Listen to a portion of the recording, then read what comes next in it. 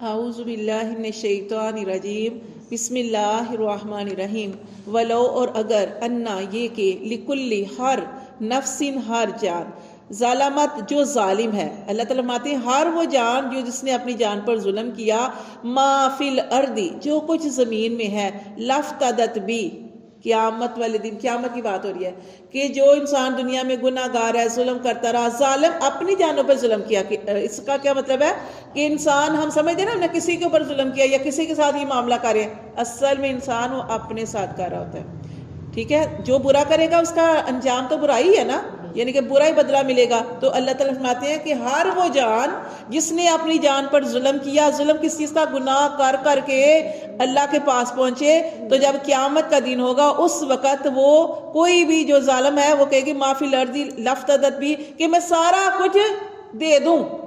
مثال کے تو دیکھیں وہاں تو کچھ ہوگا ہی نہیں نا، انسان خالی ہاتھ، جیسے آپ جانتے ہیں کہ جب انسان جاتا ہے تو ایسے دو کپڑوں میں ہی جاتا ہے، کفن کی حالت میں، کچھ بھی پاس نہیں ہوتا۔ ویسے ایک مثال دی جاتی ہے قرآن کے اندر، یہ اللہ تعالیٰ مثال دیتے ہیں کہ اگر انسان کے پاس ڈیروں ڈیر وہاں پہ قیامت والے دن بھی ڈیروں ڈیر انسان کے پاس سونا ہو، چاندی ہو، زمینوں کا مالک ہو، اس وقت اس کی حسرت یہ ہوگی کہ میں سارا کچھ دے کے اپنی جان کی خلاصی کرا لوں، لیکن وہاں تو کچھ بھی نہیں ہوگا، وہ تو یوم حسرت ہے، حسرت کا دن، اسی لیے کہا جاتا ہے حسرت کا دن۔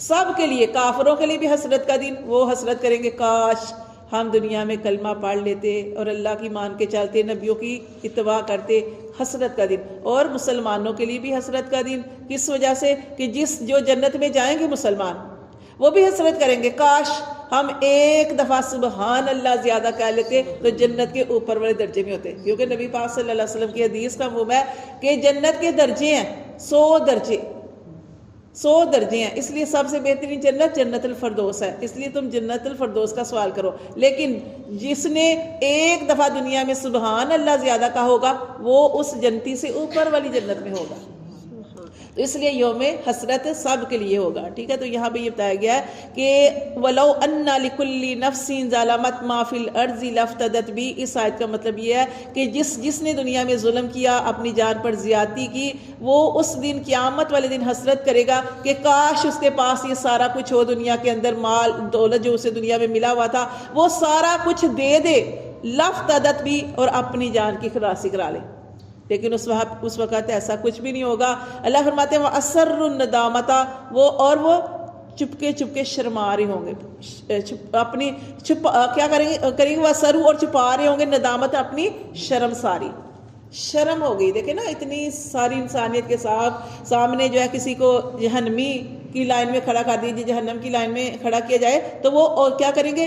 وہ اَسَرُّ، اور چھپا رہے ہوں گے، ندامت اپنی ندامت، کیا کر سکتے؟ ندامت ہوگی، پشیمان ہوں گے، لما رأوا العذاب، جب وہ سامنے عذاب کو دیکھیں گے، وَقُضِیَ بَیْنَهُمْ، اور فیصلہ کر دیا جائے گا ان کے درمیان، بالقسط، انصاف کے ساتھ۔ اب یہ دیکھیں بار بار لفظ آتا ہے بالقسط، اس لیے آتا ہے کہ اللہ کسی پر ظلم نہیں کرتے۔ اوپر بھی آیت میں ہم نے پڑھا، اس سے بھی ہم نے پڑھا کہ انسان کو وہی ملا کہ جس کی جو کچھ اس نے دنیا میں کمایا، جو کمائی کی اسی کا بدلہ ملا۔ تو اللہ تعالیٰ یہاں پہ فرماتے ہیں کہ فیصلہ کرے گا اللہ ان کے درمیان بالقسط، انصاف کے ساتھ، وَهُمْ لَا يُظْلَمُونَ، اور ان پر کوئی بھی ظلم نہیں کیا جائے گا۔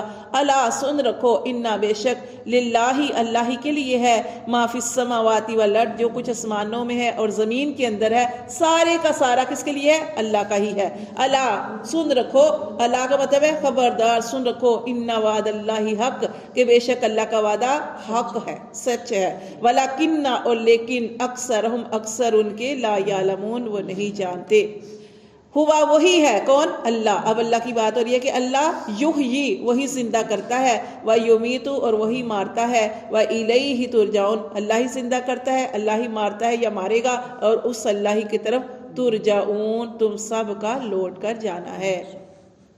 یا ایہا الناس، اے لوگو، اب اللہ ساری انسانیت سے کہہ رہے ہیں، مسلمانوں سے بھی، کافروں سے بھی، مشرکوں سے بھی، عیسائیوں سے بھی، سب سے اللہ تعالیٰ خطاب فرما رہے ہیں، اے لوگو، قد تحقیق جاءتکم، آئی تمہارے پاس، موعظۃ، نصیحت، من ربکم، تمہارے رب کی طرف سے۔ اب یہ نصیحت، اب یہ دیکھیں یہ قرآن آپ کو ملا نا، کتنی بڑی سعادت، کتنی بڑی نعمت آپ کو ملی ہے، کیونکہ اللہ تعالیٰ نے یہ آیت آپ نے یاد رکھنی ہے۔ اتنی پیاری آیت. اللہ فرماتے ہیں یا ایھا الناس، اے لوگو، قد جاءتکم موعظۃ، تمہارے پاس آئی نصیحت، من ربکم، تمہارے رب کی طرف سے. یہ قرآن کیا ہے؟ نصیحتیں کر رہا ہے ہمیں. اللہ تعالیٰ نے اپنے نبی بھیجے، اللہ نے نبیوں کے اوپر کتابیں نازل کی، اللہ نے پورا قرآن ہمارے لیے نازل کر کے پہلے لوگوں کے سارے واقعات بتا دیے کہ شاید ہمارے لیے نصیحت ہو جائے. اللہ فرماتے ہیں یہ قرآن تمہارے پاس آیا نصیحت وشفاء، اور شفا ہے. کوئی بیماری ہے تو بیماری سے شفا کے لیے بھی قرآن پڑھ لیں. ہم نے تو صورتیں بنا رکھی ہیں نا، صحت کے لیے یہ پڑھ لیں وہ پڑھ لیں، کچھ بھی پڑھ لیں. قرآن، پورا قرآن اللہ نے شفا بنایا. ٹھیک ہے، ہم نے محسوس کر لیا کہ یہ شفا ہے وہ شفا ہے. پورا قرآن جو آپ کا دل کرتا ہے پورا قرآن. دیکھیں اللہ تعالیٰ نے فرما دیا کہ تمہارے پاس یہ شفا ہے قرآن، لما فی الصدور، تمہارے سینوں کی شفا. تمہارے اندرونی بیماریاں بھی دور کرتا ہے، تمہاری بیرونی بیماریاں بھی دور کرتا ہے. تمام بیماریوں کی شفا ہے. واہدن، اور ہدایت، اور ہدایت بھی ہے. تمہیں ہدایت کا رستہ بھی دکھاتا ہے، لیکن اس کے اوپر اثر ہوگا جو اس کو دھیان سے سمجھے گا. ٹھیک ہے، اللہ فرماتے ہیں ہدایت بھی ہے. ورحمت، اور رحمت. قرآن پڑھتے ہیں رحمتیں برکتیں نازل ہوتی ہیں. یہ قرآن کی بہت پیاری، ساری پیاری آیات ہے، لیکن یہ بہت ہی پیاری آیت ہے. اللہ فرماتے ہیں یہ قرآن ہدایت ہے اور رحمت ہے للمومنین، ایمان والوں کے لیے. ٹھیک ہے، ایمان والے جو آگے یہ اس سے بھی اگلی آیت کتنی پیاری ہے. فرمایا جا رہا ہے قرآن کے بارے میں، کل، آپ صلی اللہ علیہ وآلہ وسلم کہہ دیجئے، بفضل اللہ، یہ اللہ کا فضل ہے کہ اللہ نے تمہیں قرآن دیا. وبرحمتی، اور اللہ کی رحمت ہے تمہارے اوپر. اللہ تمہارے اوپر کتنا مہربان ہے کہ اللہ تعالیٰ نے تمہیں سب کتابوں سے اعلیٰ کتاب قرآن عطا فرمایا، قرآن مجید. اللہ فرماتے ہیں یہ اللہ کا فضل ہے، اللہ کی رحمت ہے. فَبِذَالِكَ فَلْيَفْرَحُوا، اس بات پر اللہ کا شکر ادا کرو. فَلْيَفْرَحُوا، خوشیاں مناؤ. تو ہم کرتے ہیں، ہم تو قرآن کو ایسے پڑھا، ہمیں پتہ ہی نہیں ہے. اس لیے کہا جاتا ہے قرآن کو سمجھ کے پڑھیں. اور یہ آیت شفا بھی ہے. آپ نے پڑھا کہ کچھ ہمارے جو علماء کرام ہیں انہوں نے آیات شفا 6 جو ہے نا وہ پورے قرآن کے اندر 6 آیات ہیں، 6 وہ ساری انہوں نے علیحدہ لکھ دی ہوئی ہیں کہ کسی بھی بیماری جو ہے اس کے لیے آپ شفا کے لیے پڑھ سکتے ہیں. اس میں سے ایک آیت یہ بھی ہے. ٹھیک ہے، آیت شفا ہے یہ. ٹھیک ہے، کوئی بھی مقصد بیماری ہے تو اس سے شفا حاصل کرنے کے لیے. جیسے اس کے علاوہ جیسے یہاں پہ سینے کی بیماری، کدورت، نفرت، کینہ، غصہ، ان بیماریوں کو دور کرنے کے لیے بھی آپ یہ پڑھیں. جسمانی بیماری دور کرنے کے لیے اور اندرونی جو بیماریاں اس کو دور کرنے کے لیے بھی آیت شفا یہ پڑھنی چاہیے.